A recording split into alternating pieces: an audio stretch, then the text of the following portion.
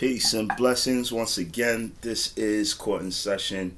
I'm your host, Justice Hype, and this is not the court of law, more like the court of public opinion and observation, where facts overrule all. Welcome, welcome. This is episode 11. I welcome in all fans of the Washington Commanders, all fans of football. Yeah, this is the state of the Washington Commanders, and as you know, it's been almost a quarter century of torture, ups and downs with this team, terrible moments, but this is not about the past. This is more about the future moving forward. Yes, we're going to discuss some things that happened in the recent past, but this is about new management, new era of Washington Commanders football, and here we are. So, yeah, where do we start with this conundrum that we have here? New management. So, of course, Josh Harris and his team, Magic Johnson, are still fresh, still new, and obviously there's going to be some changes with new management coming in. From the top of the line down, we've already seen it. We'll get into the trades in a bit, but let's start with the top of the chain, the top of the stream. We have a coaching staff that the consensus speaks needs to be moved and has to be rearranged, starting from the head coach, of course, Ron Rivera. I specifically use this picture of Ron Rivera because the younger fan base and the younger generation of football fans may not understand Ron Rivera when they see this stoic, laid-back person with their arms folded on the sideline, not really too much emotion or whatnot. But Ron Rivera was actually a fierce football player for the Bears for quite some time, played on that 85 Bears championship team, Super Bowl team, and was no slouch. All right, he was an All-American at University of Cal, Berkeley, and was an integral part on that defense with the Bears, right next to Mike Singletary for years. You know, very aggressive.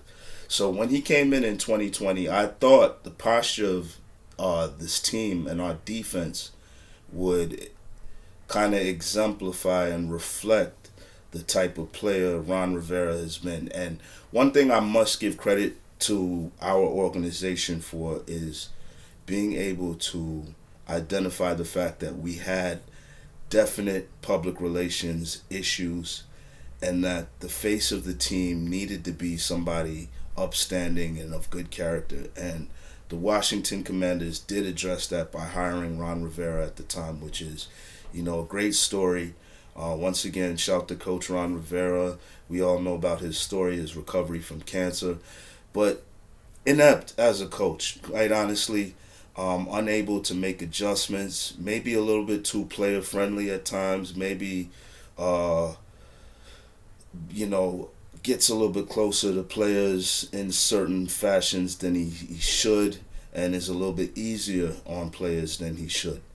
And over the years we've seen time and time again just inept coaching, just the incapability or inability, I should say, of Ron Rivera to make in-game coaching decisions that can definitely change the whole chemistry and change the whole momentum of the game at some point, and even in season as well. So look for Coach Ron Rivera to be gone. Next, of course, Coach Jack Del Rio. Another disappointing hire as well, I must say. Once again, great person, great character, great face to have attached to your organization. But in terms of coaching, another fierce individual as a player, for those who don't know. All-American at USC. Pro Bowler in the league for some years at linebacker.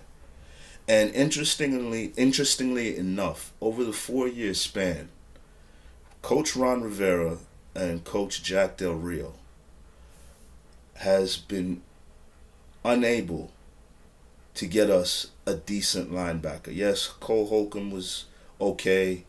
Barton, okay. But we just have guys there. And I understand that in today's NFL, linebacker is not the focal point of the defense. I get that. The front four is the focal point of the defense. But at the same time, you still have to have linebackers that are able to cover, and you still have to have linebackers that can stop the run consistently. And we have not been able to do that. And also, I get it. The philosophy is let's trust the front four and sit back in zone. Nah, it doesn't work like that. Jack doesn't like the blitz. Once again, the prevailing philosophy seems to be to depend on the front four and just sit back in zone and play over the top, which has not panned out too great for us. Also, with our personnel and locating talent over these last 4 years, it's kind of been so-so. We've gotten some decent picks. Benjamin St. Juste, Kendall Fuller, to name a few, have been decent acquisitions as we move into our GM, Mr. Martin Mayhew, who happens to be a Florida State dude. All right, so I'm a little bit biased, being a Florida State alum myself and supporter of the Florida State Seminoles. And here's another ex-player. Martin Mayhew played, I believe, 15, 16 years in the league, played alongside Deion at Florida State, I believe. Is a teammate of Deion Sanders, but also Elk of that Florida State secondary stable, plays for Washington for quite some time, if I'm not mistaken, on that 92, 91 championship team. Also an integral part of our defense and knows secondary play. Played alongside Darryl Green. So this guy definitely knows secondary play. And I may add, he's also a graduated attorney from Georgetown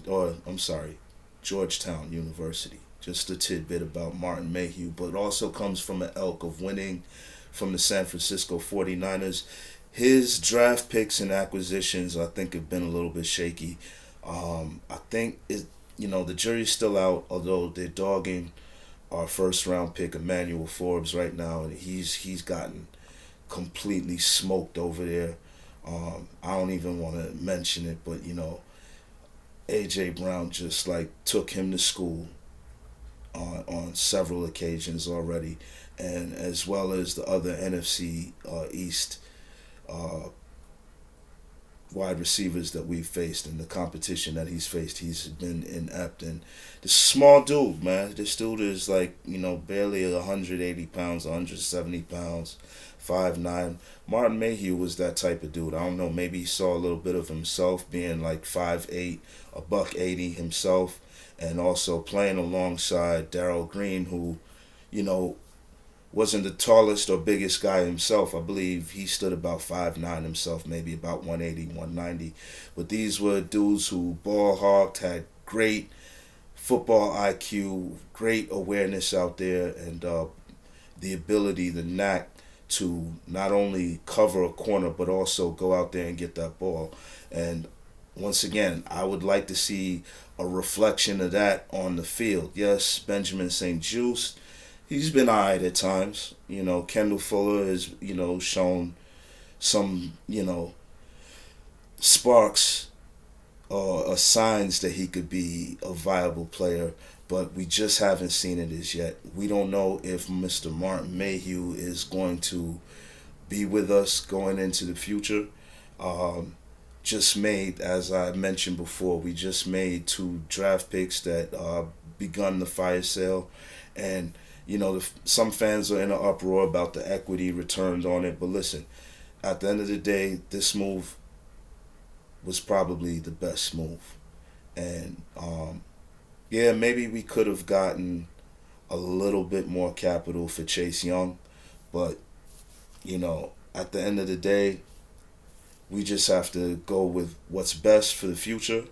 And it seemed like, even by our draft picks, we drafted two defensive ends in this draft. So maybe our management was ahead of the curve in seeing that this was going to happen, or this was a necessary move moving forward. So that's our top end, our executives and our coaches. And, it's going to be tough to see Ron Rivera go, but we know that this is inevitable. Eventually, this is the move. The jury's still out on EB.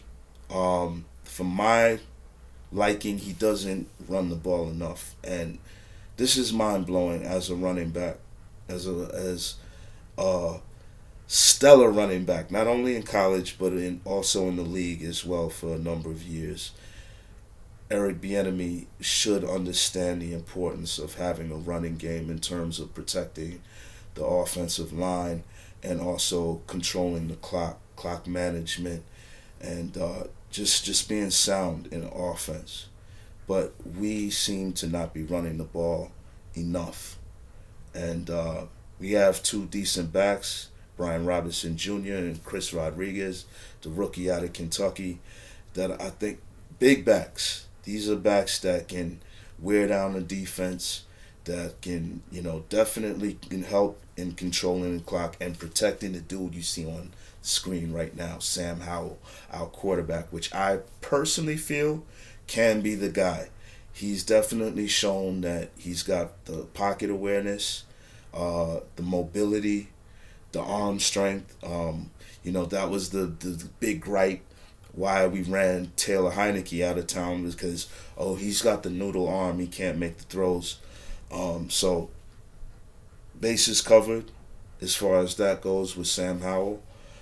He's still young. He still makes some crucial mistakes, as he did in the Eagles game. He's going to throw some picks here and there, but he has to be developed, and the jury's still out. Is EB able to do such? We'll have to see, and there's going to definitely be more changes to the offense. We may have another offensive coordinator and a different offensive scheme for him to learn moving forward.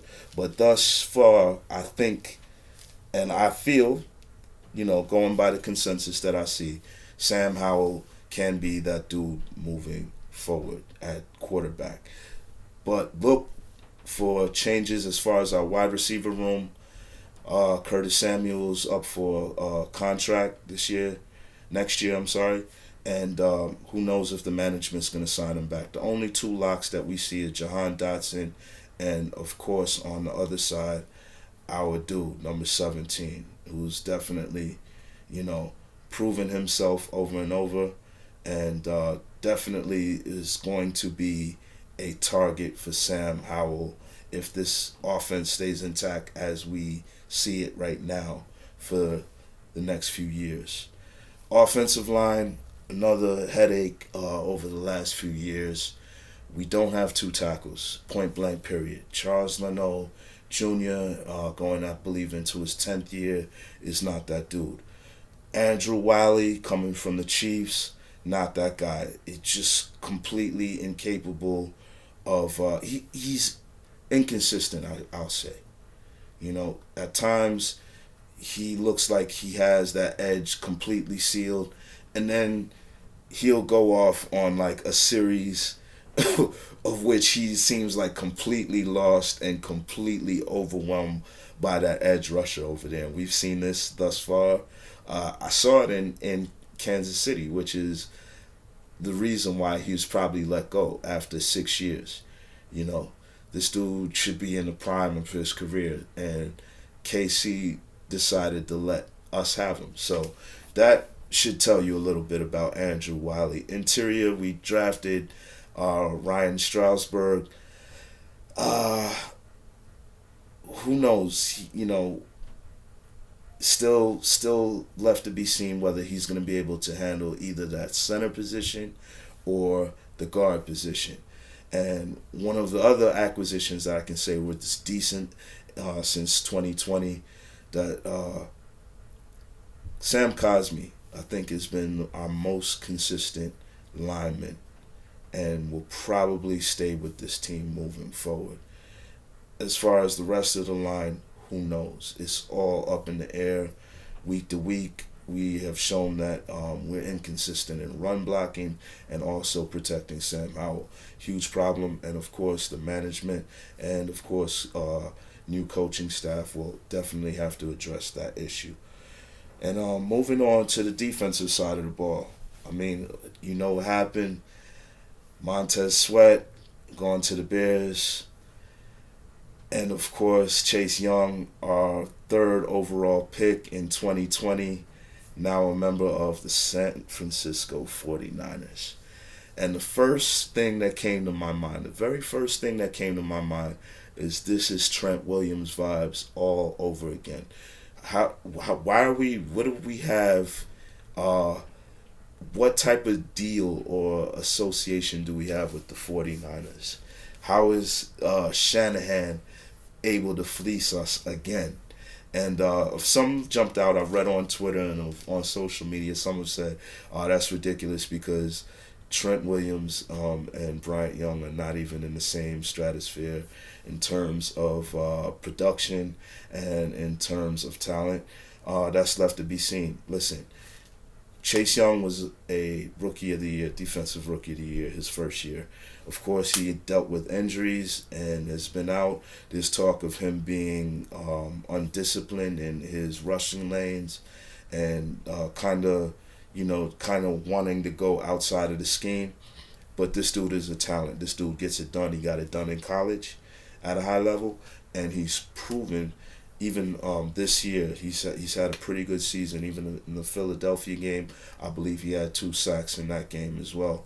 He's proven that he's a beast on this field. Montez Sweat on the other end, could have been a first round, but guess what? Going to the Bears for a second round, that's going to be a high second, which will probably in essence be a low first round pick anyway. Consistent. This dude played, I believe, injury-free for the most part, as far as his duration with the Commanders. Showed up week to week, racked up the sacks, and definitely was a part of that front four when we were putting up top 4 in terms of total, or top 5 in terms of total defense, I believe, 2 years in a row. So, definitely going to be missed pieces. We played a lot without Chase Young, and we drafted 2 defensive edge rushers in the draft this year, as I mentioned before. So it's quite possible that this was all in the works from the beginning. Our management knew ahead of time that there was going to be a necessary move of Young and Sweat, and so we got to see what Andre Jones and KJ Henry have in stock for us. We're going to find out this week against the Patriots. As far as our secondary, once again, as I mentioned, Martin Mayhew, we got to address corner moving forward. Manuel Forbes, I believe, maybe a good slot corner going into the future. As far as being able to deal with an X, a wide receiver 1 on a week-to-week basis, that's not happening right now, quite honestly. There's talks that Darryl Green is going to work with him, and I'm sure he's got, in terms of resources, to up his fundamentals in his game. He has everything at his disposal, and the Commanders have everything at their disposal to coach this guy up and really develop him into a viable player. He wasn't on my draft board. If you look at my rookies to watch, I believe that's episode 9, NFL Rookies to Watch 2023. As a Commanders fan, there wasn't one Commander in this draft class that I was particularly excited about. Yes, Emmanuel Forbes was a dog at Michigan State. He was getting it done in the SEC. But the SEC is not the NFL. This dude, the fact of the matter is, he's about 5'8", 5'9", and about 170 something pounds, and having to face dudes like AJ Brown, having to face dudes like Debo Samuels, your more physical receivers on a week to week basis, your more polished receivers that get in and out of routes on a day to day, on a week to week basis, it's going to be a uphill climb for this dude. And so the jury's still out, about whether Emmanuel Forbes is going to pan out moving forward in this draft. A lot of people are really, really down on this draft because, quite honestly, most of our draft selections of this year have not seen the field. And there's probably a good reason for that, but we're going to see moving forward. We got the guy on the opposite side of Devin Witherspoon, who's balling out at Seattle from Illinois, Jatavius Martin, if I mispronounced his name, another DB who hasn't seen the field. So, not sure if there's injury involved in there or what the specific details are for why he's been absent on the field, but we're going to have to see what these guys are about moving forward. Going to have to definitely address the linebacker position. Once again, yes, linebacker is not a focal point, but I've screamed it. Like, our linebackers are not capable. They are not NFL standard linebackers. The old model, the dude that's 6'4", 240, 250 pounds, like a Jack Del Rio, or like a Ron Rivera, that played in their day, in which it was all coming downhill, run heavy, 8 in the box, stuff to run. That's not today's NFL. Modern NFL linebackers have to be, I believe, within that 220, 230 frame and be able to move laterally.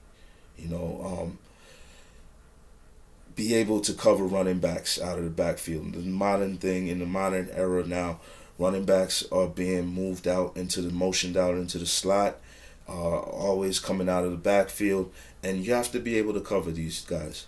Tight ends as well. Tight ends are more, not so much blockers anymore, extensions of the offensive line. They're more extensions of the wide receiver core. So the linebackers definitely have to have that mobility, footwork, foot speed to be able to keep up with these dudes, and that's definitely going to have to be addressed. On the back end, our safeties, what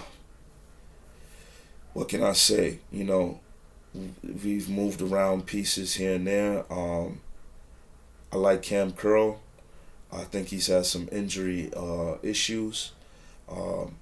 I think we can definitely get better, and we have the draft capital to address that moving forward. So that's definitely going to have to be addressed as well in securing up the back end of the defense. And hopefully the new management will address these things. I have faith that they will. I think Josh Harris is committed to winning. Magic Johnson is definitely a winner, definitely wins wherever he goes. And so I have faith that they're going to acquire the right pieces. Also, I want to throw in there, we need some speed. I could have threw this in my offensive segment, but it just came back to me that we definitely need more speed on this team at a wide receiver. Terry McLaurin and Jahan Dotson, I believe they're good intermediate dudes within 20 to 30 yards, working the interior between the hashes of the defense, and I'm not saying they can't get it done outside the numbers, but we need that burn. Dynamic Brown, I don't know if his hands are, solid. The other receivers, I haven't really consistently. Crowder, shown flashes as well, but doesn't see the field enough for me to be able to determine whether he's going to be an integral piece moving forward. Hopefully these dudes will get on the field. And once again, Curtis Samuel, he's up for a contract, and who knows if he gets on the field. If he gets on the field and he balls out and could be demanding or worthy of a good dime according to the market, could be out of there. So we'll see. That wraps that up as far as my outlooks, the state of the Washington Commanders moving forward. And finally, the fans just need to chill out. I see a lot of crazy talk about the trade, about this team right now. Understand we are in a transition period, and we just have to sit back, trust our management, and be comfortable. Peace. Let me know how you feel. I'm out.